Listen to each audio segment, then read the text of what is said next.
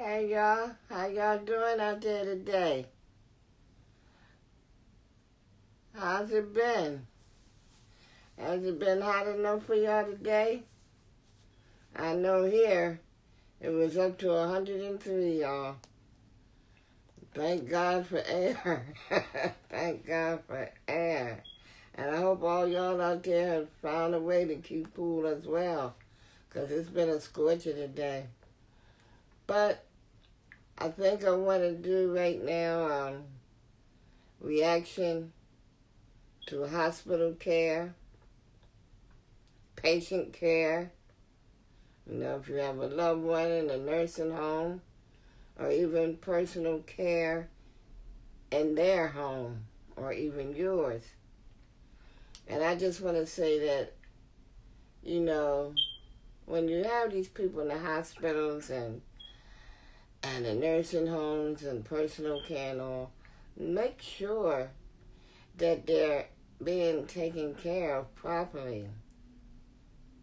Because, you know, when you don't have anybody looking out for you, people will treat you in any fashion. They'll treat you any way they want to, because they feel as though, you know, there's nobody out there, there's nobody that cares. So they're gonna, you know, they're not gonna always give you the proper care.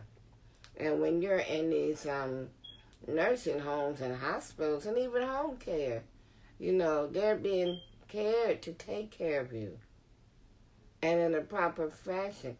And the reason I'm bringing this up is because earlier today, I got a call from one of my daughters that lives in Philadelphia, and she called me crying.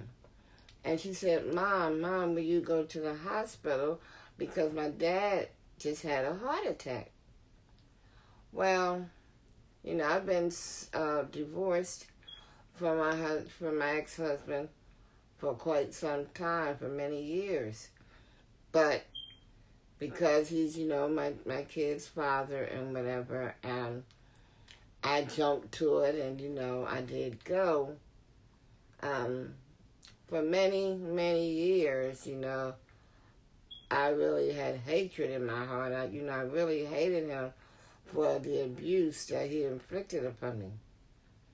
Because, first of all, when I got married, I wanted it to be forever, you know. I didn't believe in divorces. You know, the only way I wanted to get a divorce is because of, you know, domestic violence. Well, there's many other reasons. Because of domestic violence was one of them. And adultery, which was the other, and he was very abusive. So, physically, mentally. And he ran around. He had 5 other children. A couple of them he had, you know, before he even met me. And he has a total now of like 7 or 8, including the 2 that we had together. And like I said, for many years, I held hatred in my heart because of, you know, the way he treated me. And like I said, I never wanted to get a divorce. And that's why when you get married, you know, you're together forever because you're taking these vows in front of God. And so anyway, so like I said, I had hatred for many years, but then as I grew and as I wanted to come closer to the Lord, and if you love the Lord, how can you hate man? You know, you can't love the Lord but hate people. You know, those two things don't go together, because God made man. God made us all. And he wants us to forgive. Now, just because you forgive doesn't mean that you forget. And just because you forgive, that doesn't mean that, oh, well, you know, I forgive you, so, you know, we can go back, we can start all over. You know, it doesn't always mean that. At least it doesn't mean that for me. But because this person is my children's father, I don't want to, see anything happen to him or whatever. And also when there's problems in this family, he is there for us. But as far as a relationship, there'll never, ever, ever be another relationship between us. So anyway, I goes to the hospital and, some of his other children were there and all. And, they said we go in one at a time to see him. And that's what happened, except for when it was my turn. I went in with one of my other granddaughters, who also works in dietary at the same hospital. She's not his daughter, but that is her grandpa. So anyway, we both went into the room to see him, and he was still in the emergency ward.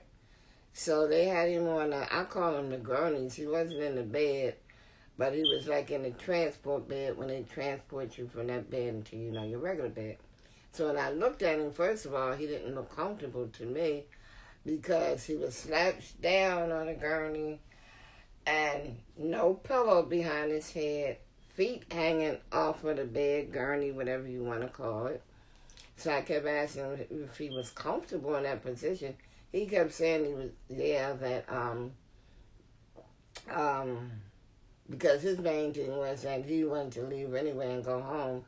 But I kept telling him that 9 times out of 10 they were going to keep him. Because when my daughter called me, she said, she was crying and said, "Mom, can you go to the hospital? My dad just had a heart attack." So I automatically, I started getting ready and I started, praying and everything for him. And he already takes nitroglycerin pills because he told me, before, he went to the hospital, he said that the doctor told him every time he got a pain to take 2 nitroglycerin pills. So I really don't know anything about the nitroglycerin pills, so, if that's what the doctor said. But anyway, so he kept saying, yeah, he was okay as far as not having a pillow. But to me, he looked pretty uncomfortable. So then one of the machines just kept making all this noise. It went on for about 10, 15 minutes. And I was waiting to see if the nurse, because the front desk was right there, right across from his room. So what else happened? Oh, so what had happened was he's still trying to, I guess, be a young man. He's 69 years old. He's still trying to ride around here on motorcycles when he can barely walk, but he's trying to ride a motorcycle. Like some people, they just never hang it up. They just never give up, And he's always been the type of person that can never stay still.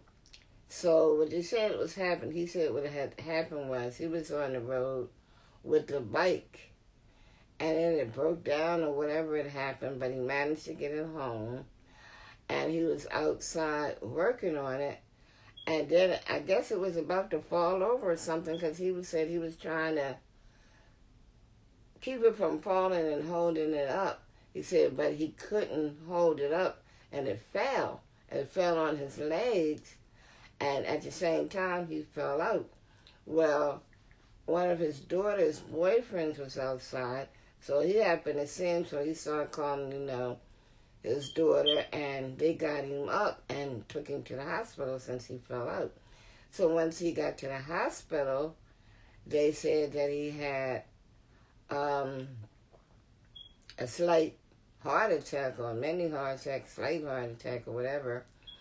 So anyway, so I goes to the front desk. No, I looked, and his hands and his arms, all up and down, his arms and his hands were real black and dirty.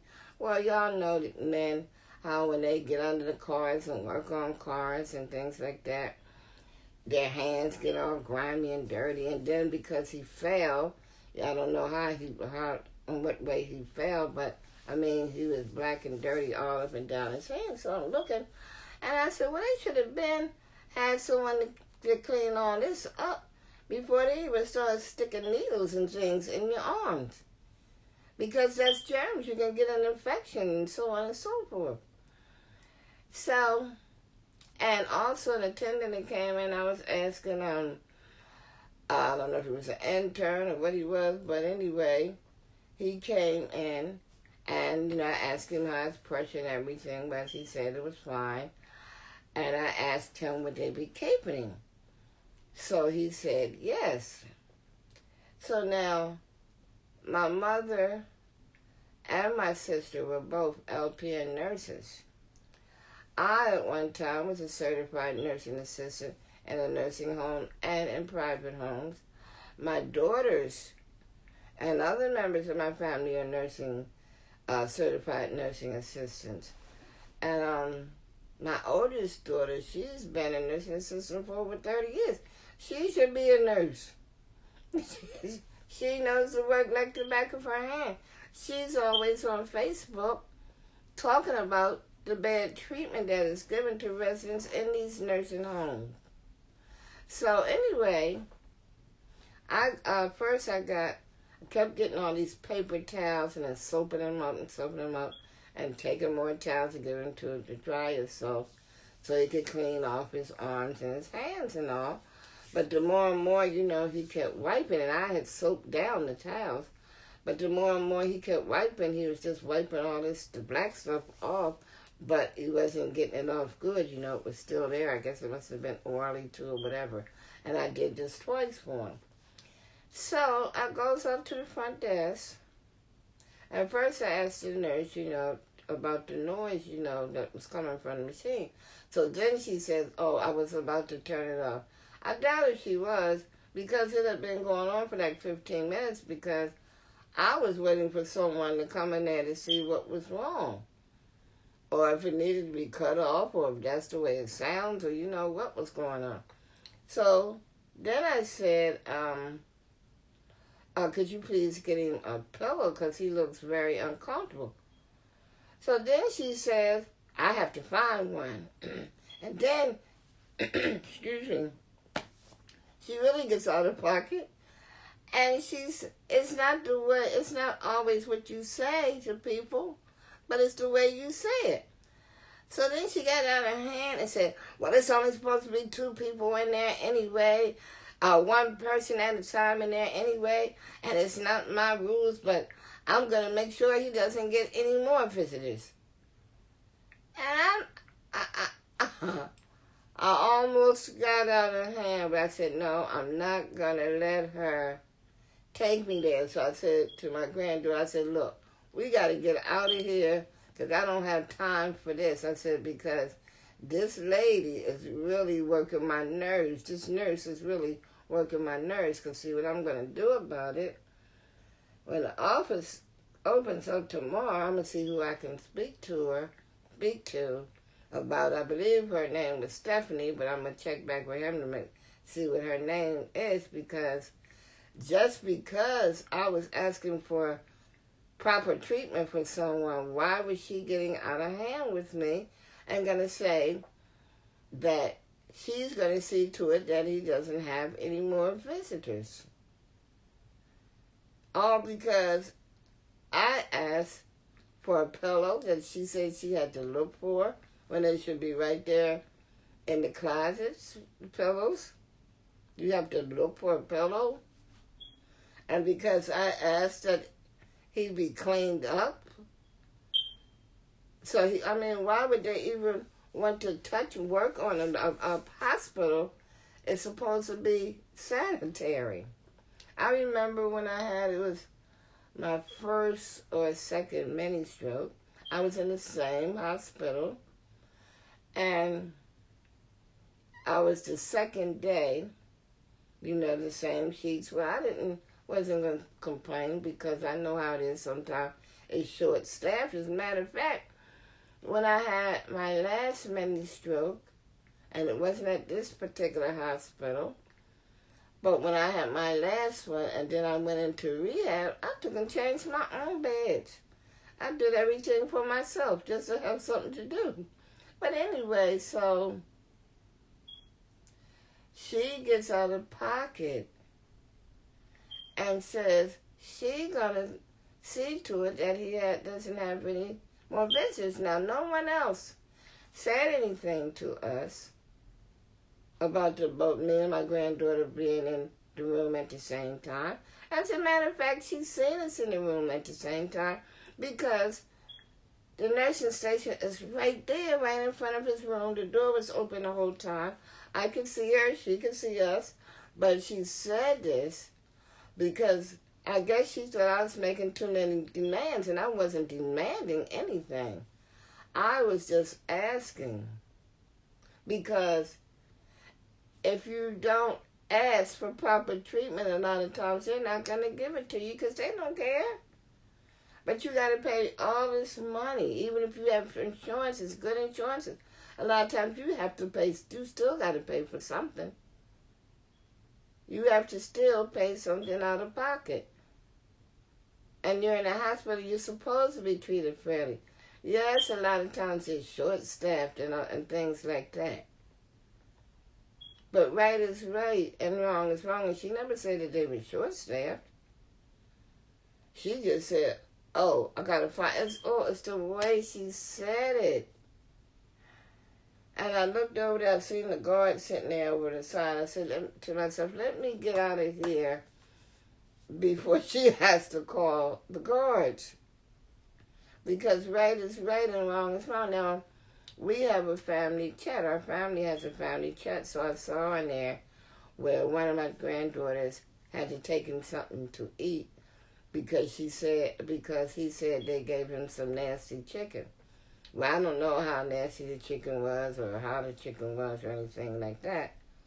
But anyway, she took him, and I'm hoping, well, that wouldn't have anything to do with what the nurse said because the food is coming from the dietary, so maybe he just didn't like the chicken. But it's just the idea that people are paid to do this work. They're not doing this stuff for free. They're not volunteers. And nurses are getting paid real good money. So do your job. I mean, and when it's asking for a pillow, he should have had a pillow in the beginning. He's still in there, shoes, everything's still on. If they knew that he was staying, why didn't he have a hospital gown? You know? But I mean, she really got out of hand. I said, oh no. I said, no wonder people don't want to come to this hospital. But you know, the thing is, sometimes people bring their problems from home to their job. I've never been like that. When I worked, I never brought my problems to my workplace. You never knew if I had a problem unless I told you.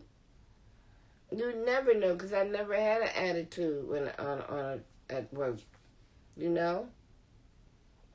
Because the people on the job didn't do whatever it was to make me feel down or whatever, then there's some people that just don't like their job, so they take it out on other people. Then there's some people that think that, you know, you shouldn't have to, I guess it's like, almost like I'm trying to tell her how to do her job. When I only asked for now, like I said, I was a nursing assistant. I know how some things should be, and I do know that they're supposed to make you as comfortable as possible. They should have had a pillow. He wasn't even in a hospital bed, y'all. He was on a black, I call them gurneys, where they transfer you from that to the bed. He was on that, legs dangling off of I'll just say bed, head up like some kind of scrunched up, no pillow in the back. That was the first thing I noticed when I came in there. I mean, I'm just that type of person. You know, even if you did me wrong, you know, even if you did all these wrong things to me, even if you abused me in the past, like I said, I'll forgive you. I'll never ever forget. But I'll forgive you because I know that's what God wants us to do. You forgive, but you don't forget. And because that is my kid's father, you know, I don't want to see nothing, bad happened to him, especially he's in the hospital, then you're supposed to get good treatment. And what is it to ask for a pillow?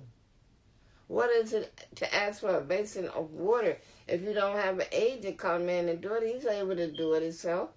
I even would have tried to scrub the dirt off his arms and hands. They should have had that done before he even started sticking needles and everything else in him. So, it's very upsetting, but tomorrow I'm going to see who I could talk to, or I'm going to call him and ask him when he brings that paper home that you fill out for the treatment, how you were treated in the hospital, could he please let me fill it out for him?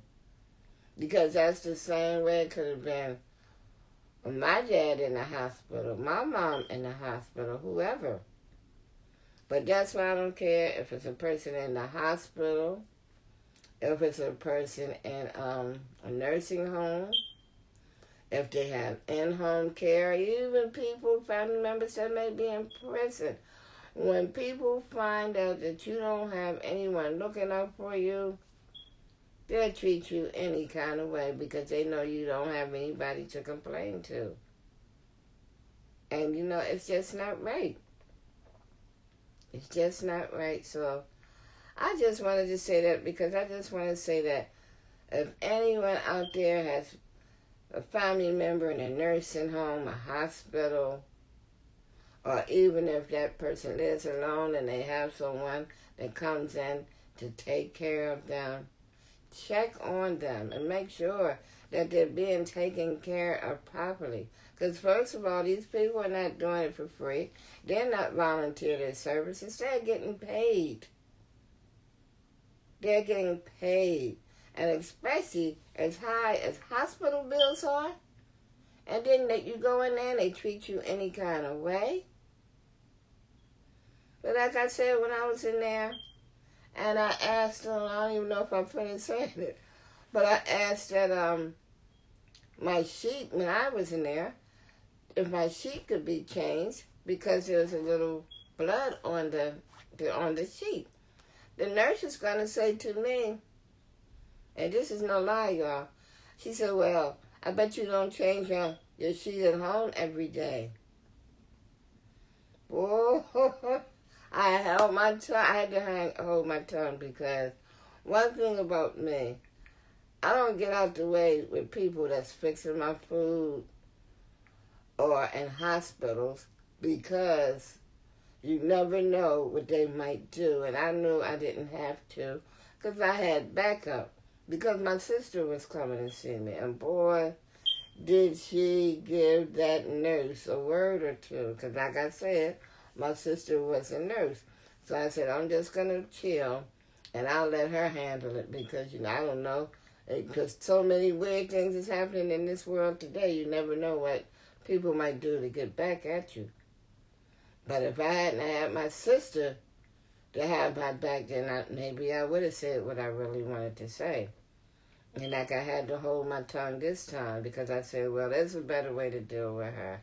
And when my granddaughter and I got up to the front of the emergency ward, and she must have knew the nurse at the front desk, so she started telling her, about the situation and how she said that she's going to see to it that he doesn't have any more visitors. But I'm going to see to it that he does, if they keep him more than a day. I'm going to see, because that's not right. Why is she going to try to stop his visitation? Because I asked for a pillow and water to clean him up? Come on, what's wrong with people of today? People just, I don't get it. They take their frustrations out on you. And for what reason? But you don't have a right to speak up for what you want. You don't have a right for the right to be treated properly in the hospitals. But you can pay all this money? Come on. I guess I must have asked for too much because I wanted a pillow and soap and water for him to be cleaned up. Well, I had already soaked up tissues, but that wasn't, and I mean, I took a lot. But that wasn't doing the job. They should have had him clean up and then touching him. And I mean, with no wonder there's all these viruses and stuff running around here.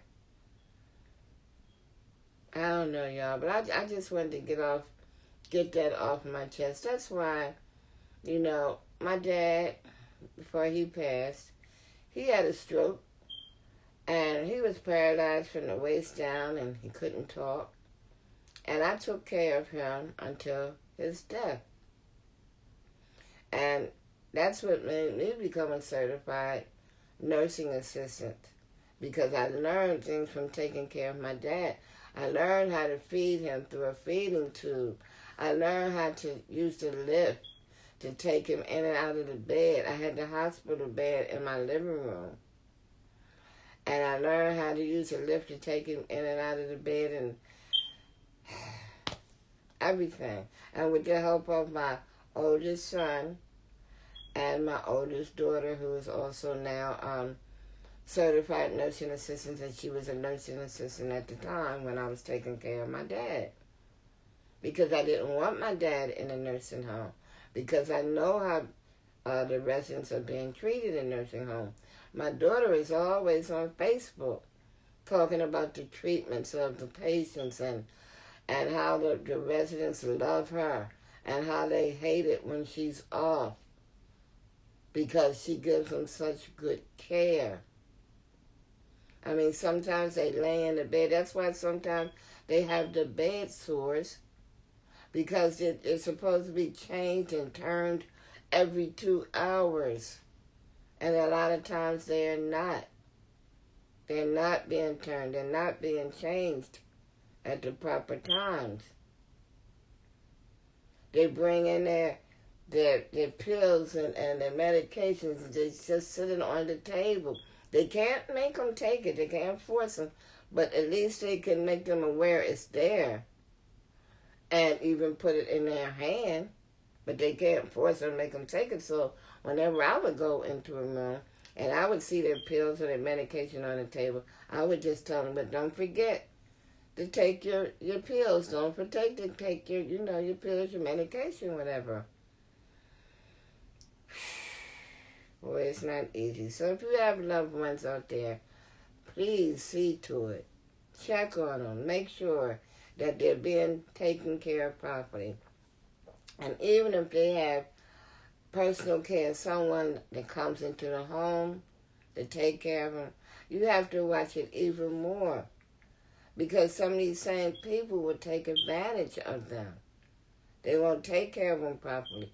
They'll steal from them.